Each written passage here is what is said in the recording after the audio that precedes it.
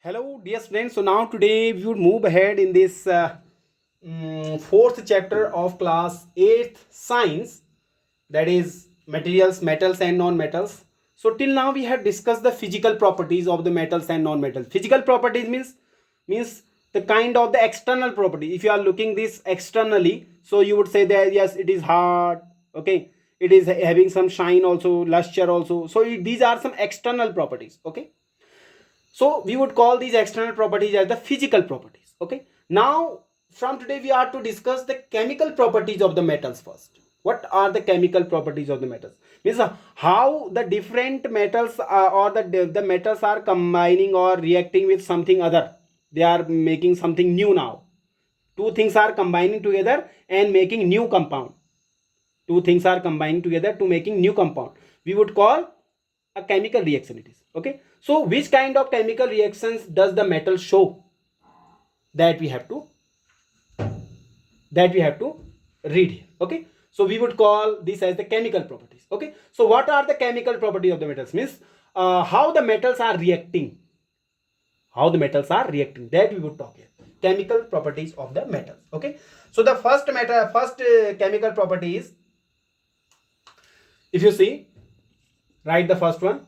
Almost all metals combine with oxygen. Means they are reacting with oxygen. Almost all metal are combining with oxygen to form metal oxide. What do they form? Metal oxide. To form metal oxide. Okay, so whenever the metals are reacting with oxygen, so they are forming metal oxide. For example, let's say you have magnesium, Mg, and it is reacting with oxygen, that is O2.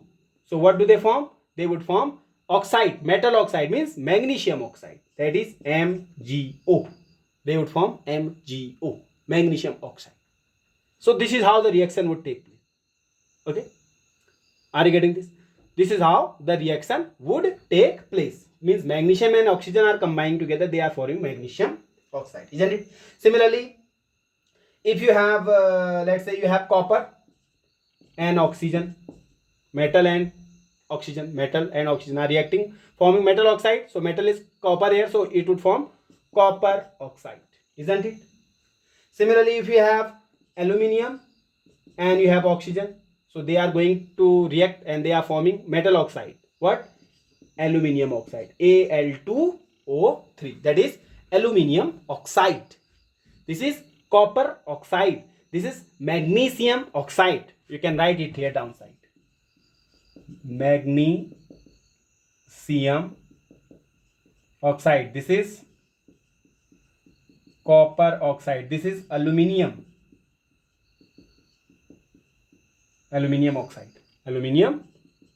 oxide.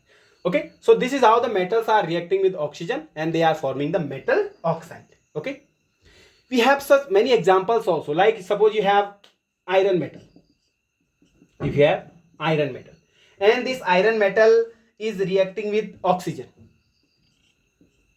iron metal is reacting with oxygen, and there is some amount of water also, water in air. Suppose you have iron rod, whatever, you keep it outside, so outside there is oxygen, so it would react with oxygen, and there in air you have water droplets also, so it would react with the water droplets also. So these three things are reacting and they are forming iron hydroxide. What do they form? They form iron hydroxide, FeOH whole thrice. Then from it would be dehydrated. From this water would come out. Water would means like you can say with the help of the sunlight, water would dry. Okay, so with the help of the dehydration would take place here, and it would form then iron oxide into NH2O. This is known as the rust. Now what does this mean? I would be telling this about you something more, so means after some time. But first let me tell you. Let's say you have an iron rod, keep it outside for some days, for let's say for 1 month.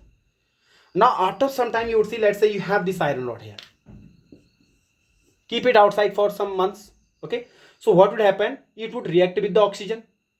Again, it would react with the oxygen, and there in atmosphere you have the water droplets also. So by reacting with all these, it would have a layer of brown color layer upside here like this. Gray means, yeah, kind of reddish brown.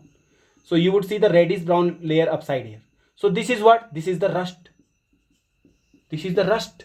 This is rust. This rust is nothing. This rust is the iron oxide. This is the iron oxide. So you would have the layer of iron oxide over the iron there.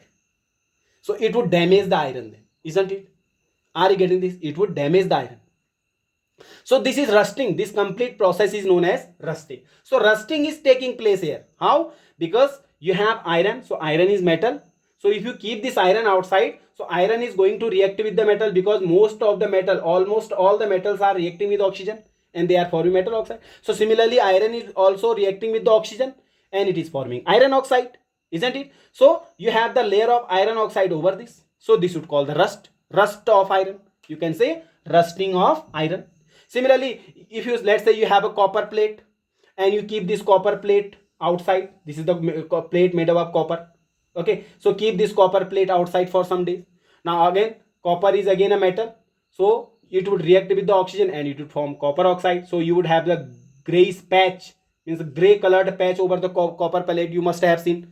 Okay, gray colored patches over the copper plate you would see there. So this is what? This is the rusting of copper, isn't it? So the rusting is taking place in different types of metals. Are you getting this? So this is the rusting process.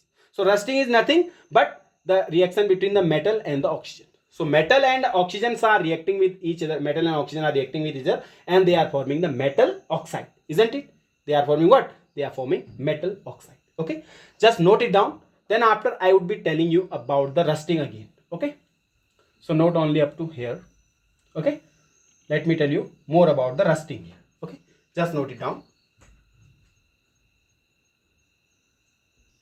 So this is rusting all about. Okay, so whenever you expose the iron metal into the atmosphere, so it would react with the atmospheric oxygen and water droplets in the atmosphere and forming a brownish layer over it. So this brownish layer is known as the rust.